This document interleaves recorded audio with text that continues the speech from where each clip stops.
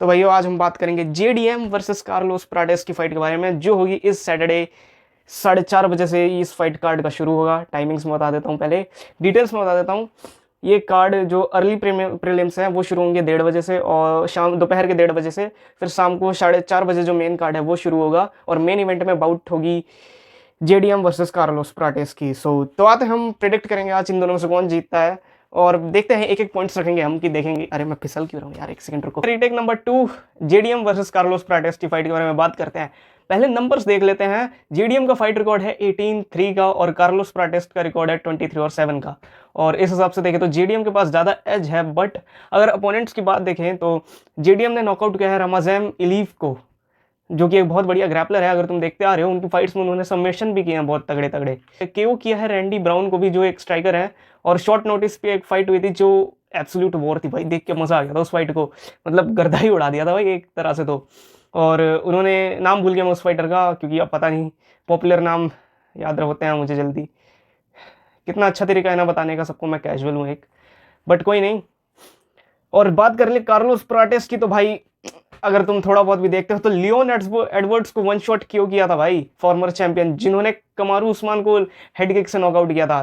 सोच सकते हो कितनी बड़ी बात है। कार्लोस की अगर बात करें तो उन्होंने यूएफसी में 6 फाइट्स लड़ी हैं, और 6 की 6 बोनसेस फाइट थी, और फिनिश है, मतलब 6 की 6 हो। और कार्लोस के पास रीच का भी बहुत बड़ा एडवांटेज है। जेडीएम की रीच है 73 इंच, और कार्लोस की है 78 इंचेस रीच एडवांटेज भाई। बहुत ज़्यादा लंबी रीच एडवांटेज है, कुछ ज़्यादा ही है। और दोनों की अगर पावर की बात कर ले तो ऑफकोर्स कार्लोस के पास बहुत ज़्यादा पावर है, बट जेडीएम के पास हायर वॉल्यूम है, और वो एक टेक्निकल स्ट्राइकर है। हमने बेलाल मोहम्मद की भी फाइट में देखा था भाई, क्या सुंदर फाइट लड़ी थी एकदम।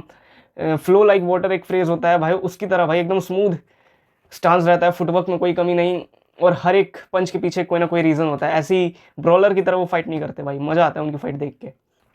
तो अगर मैं अपना पहला पॉइंट रखूं तो पहला पॉइंट होगा वॉल्यूम वर्सेस पावर का। वॉल्यूम में तो ऑफकोर्स जेडीएम के पास ज़्यादा एज है, क्योंकि उनकी जो स्ट्राइकिंग, अगर नंबर्स देखूं मैं तो 5.5 से 6.8 एवरेज सिग्निफिकेंट स्ट्राइक्स है पर मिनट। मतलब वो 5 से 6 पंचेस मारते हैं अपने ओपोनेंट को हर मिनट, जो एकदम क्लीन लैंड होती है। वही कार्लोस की अगर मैं बात करूं तो वही नंबर गिर के 1 या 2 हो जाता है। जेडीएम अपनी क्लीन और स्मूथ स्ट्राइकिंग और बॉक्सिंग भी लाते हैं, और यूएफसी के one of the best boxers भी हैं वो, जो डोमिनेट करते आ रहे थे पिछले 9 सालों से, जब तक वो इस्लाम मगजब से आउट रिजल्ट नहीं हो गए। तो इसके अंदर मुझे लगता है मुझे एक पॉइंट देना पड़ेगा जेडीएम को, क्योंकि भाई वॉल्यूम और जितनी क्लीन स्ट्राइकिंग जेडीएम अपने तरफ से लाते हैं, तो जब तक वो कार्लोस के लकी शॉट या वन पंच शॉट से बचे रहेंगे तब तक कार्लोस को बहुत दिक्कत होने वाली है जेडीएम से। दूसरी चीज़ हम बात करते हैं रीच और रेंज की। जैसा कि मैंने आपको पहले भी बताया था, कार्लोस के पास है 78 लॉन्ग रीच एडवांटेज, और जो अपनी रीच का इस्तेमाल करते हैं बहुत ही बढ़िया तरीके से, और रेंज अपनी मेंटेन करके लेग किक का इस्तेमाल करके कार्लोस अपने अपोनेंट्स को जब कंफ्यूज करते हैं तो भाई अपोनेंट्स का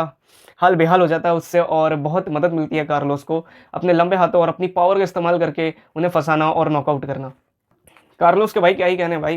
कार्लोस को जब मैंने देखा था तब शुरुआत में जब आया था तब मुझे लगा था कि भाई कुछ ना बात तो है इस बंदे में, और इसको देख के अलग से एक ऑरा आता था। और इनका निकनेम भी नाइटमेयर है, और अपने नाम के हिसाब से भाई हरकतें भी इनकी ऐसी करते हैं। और इनके बारे में फैक्ट्स बताऊं तो भाई ये हर दिन स्मोक करते हैं और न्यूटेला का पीनट बटर खाते हैं, जो बहुत चॉकलेट भाई किसी फाइटर के लिए तो नाइटमेयर ही है भाई। तो रीच और रेंज के अंदर मुझे भाई नो डिबेट भाई मुझे देना पड़ेगा कार्लोस को 1 पॉइंट। तीसरा पॉइंट होगा फिनिशिंग एबिलिटी।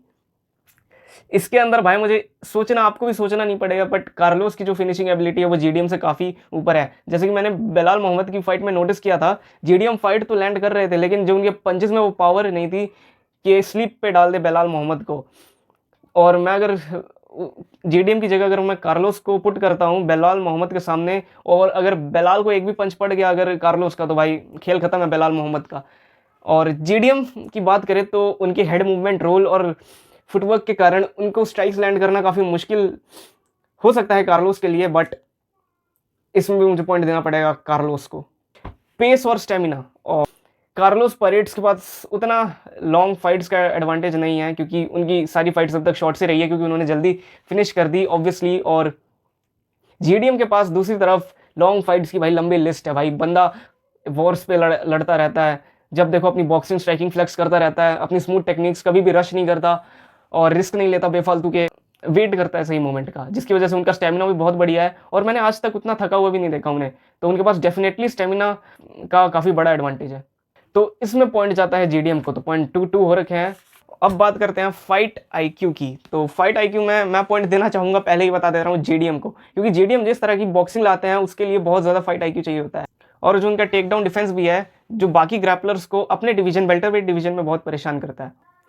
और दूसरी तरफ बात करें अगर कार्लोस पेरेट्स की फाइटिंग आईक्यू की, तो वो बंदा भाई बस टाइमिंग और अपनी इंस्टिंक्ट्स पे ही लड़ता है।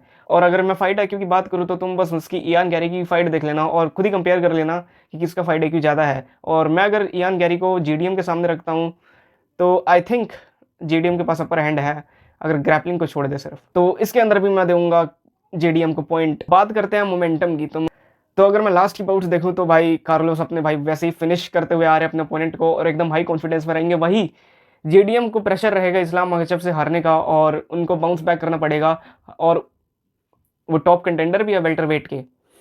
तो मैं तो, और अगर मेरी बात करें ओवरऑल इन सबको छोड़ दे, मैं पर्सनली क्या फील करता हूँ, तो जेडीएम इस फाइट को जीत रहे हैं भाई, क्योंकि कार्लोस पेरेटिस के पास है एबिलिटी जेडीएम को फिनिश करने की, बट आई थिंक जेडीएम भाई एक अलग तरीके का बंदा है। नॉकआउट करना बहुत मुश्किल होगा कार्लोस पेरेटिस की, जैसे कार्लोस की स्ट्राइकिंग है और जेडीएम की जैसी स्ट्राइकिंग है जो बहुत खतरनाक है।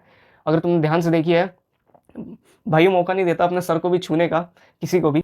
और मेरे ख्याल से ये तो स्ट्राइकिंग वर्सेस स्ट्राइकिंग मैचअप ही होने वाला है, और स्ट्राइकिंग के अंदर जेडीएम जैसा कि बेस्ट बॉक्सर माना जाता है यूएफसी के वेल्टरवेट डिवीजन के अंदर, सो आई थिंक जेडीएम जीत रहे हैं। और अपने कमेंट्स ड्रॉप करना और ऐसी वीडियोस के लिए डू लाइक एंड शेयर, और जाता हूँ मैं।